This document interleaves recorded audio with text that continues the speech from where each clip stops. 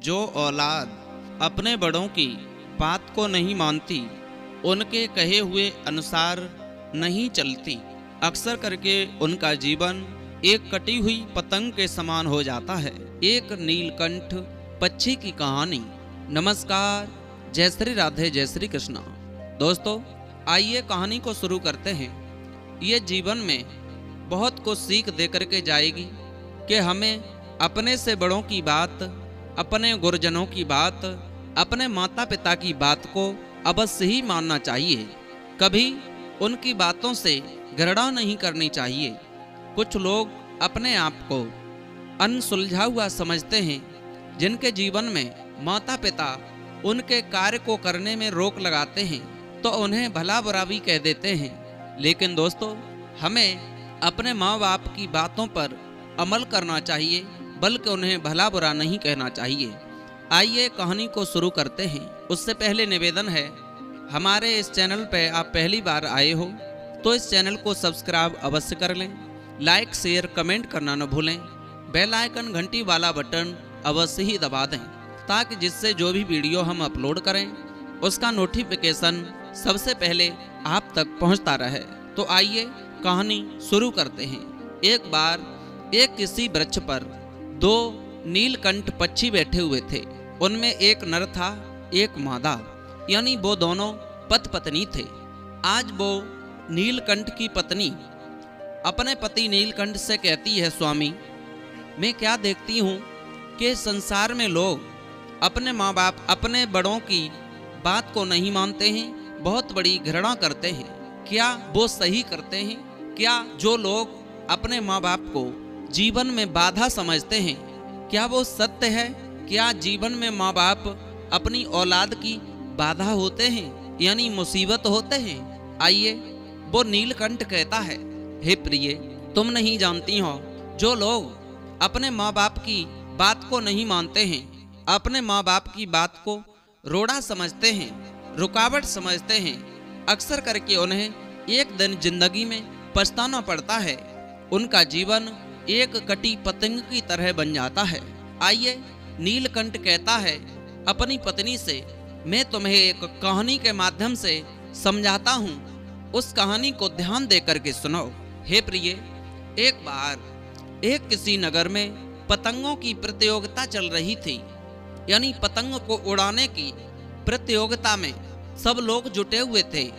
वो आपस में यह होड़ कर रहे थे कि जिसकी भी पतंग ज्यादा ऊंची उड़ जाएगी और जिसकी पतंग न कट पाएगी वो ही जीतेगा, वो ही पुरस्कृत किया जाएगा।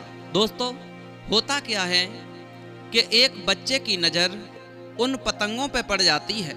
उसके पिता पास में बैठे थे तो पिता से वो कहता है, पिताजी, ये इतनी सारी पतंगें उड़ रही हैं, ये कौन उड़ा रहा है और क्यों उड़ रही हैं?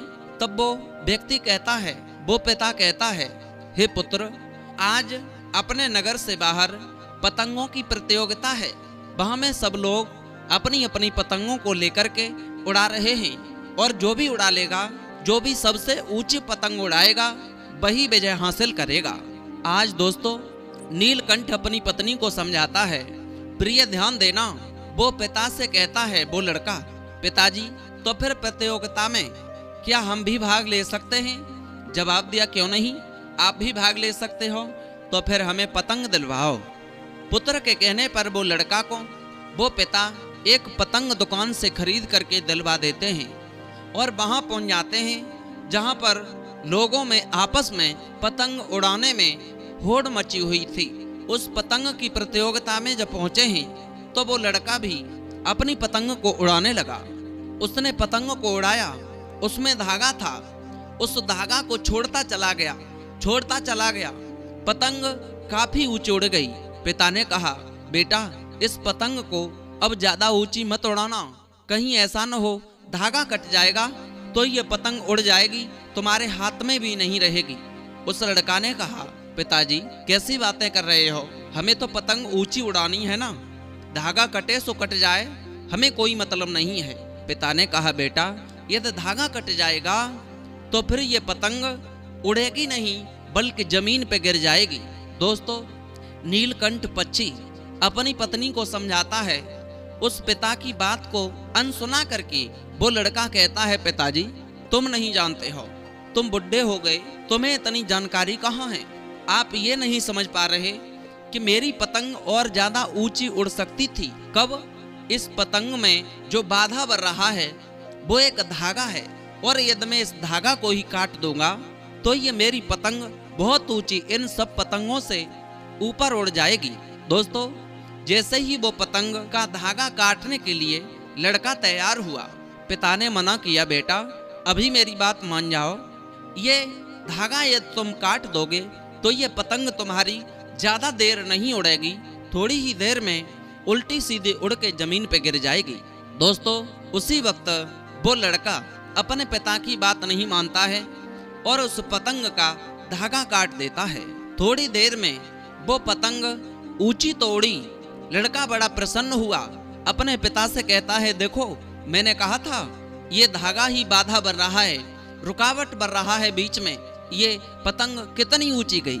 और देखते ही देखते जैसे ही पतंग नीचे गिरने लगी, तब पिता ने कहा, बेटा अब देख तू, तेरी पतंग धड़ाम सीधे जमीन पे गिरने वाली है।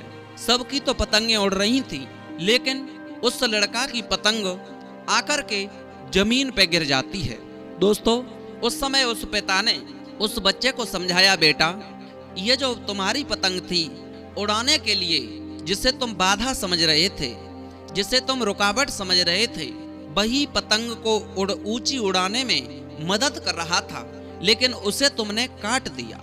और जब तुमने काट दिया तो वो तो पतंग वैसे भी जमीन पे गिरेगी ही गिरेगी। उधर नीलकंठ पक्षी ने समझाया, हे प्रिय, इसी तरह ये औलाद है। बात सत्य है, जो औलाद अपने माँ बाप को अपने जीवन में खुश रहने से रोड़ा समझते हैं कि यदि मेरे जीवन में मेरे माता पिता ही मेरी खुशियों को छीनने वाले हैं, हमें आगे नहीं बढ़ने देते हैं, एक पतंग के धागे की तरह समझते हैं, लेकिन वो लोग बड़ी मूर्खता करते हैं। जिस तरह कटी हुई पतंग है वो जमीन पे गिरती है, उसी तरह जो लोग अपने माँ बाप की बात को नहीं मानते, एक धागा की तरह अपने माँ बाप को अपने जीवन से अलग कर देते हैं, अक्सर करके वो लोग कुछ दिनों के लिए तो ऊपर बढ़ते हुए नजर आते हैं, लेकिन थोड़े ही दिनों में वो ऐसे गिरते हैं जो जिंदगी में कभी संभल नहीं पाते हैं। तो दोस्तों, हमें कभी भी अपने जीवन में अपने से बड़ों को रोड़ा नहीं समझना चाहिए, उन्हें बाधा नहीं समझना चाहिए, बल्कि जो हमारे माँ बाप हैं, हमसे बड़े हैं, हमारे गुरजन हैं, वो हमें आगे बढ़ाने की कोशिश करेंगे, नीचे गिराने की कोशिश कभी नहीं करेंगे।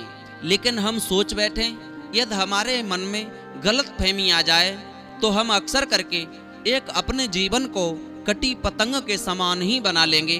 कुछ दिनों के लिए तो हम उड़ेंगे, कटी पतंग की तरह ऊपर को उछलते हुए नजर आएंगे, लेकिन एक दिन हम जमीन पर ऐसे गिरेंगे जो कोई हमारी बात पूछने वाला भी नहीं होगा। दोस्तों, उम्मीद है आपको ये वीडियो पसंद आई होगी, इससे बहुत कुछ सीख मिलती है, आप समझ गए होंगे। यदि ये वीडियो अच्छी लगी है तो चैनल को सब्सक्राइब करें, लाइक शेयर कमेंट करना न भूलें। फिर मिलते हैं ऐसे ही नई इंटरेस्टिंग टॉपिक के साथ, मोटिवेट करने वाली कहानी के साथ। तब तक के लिए सभी भक्त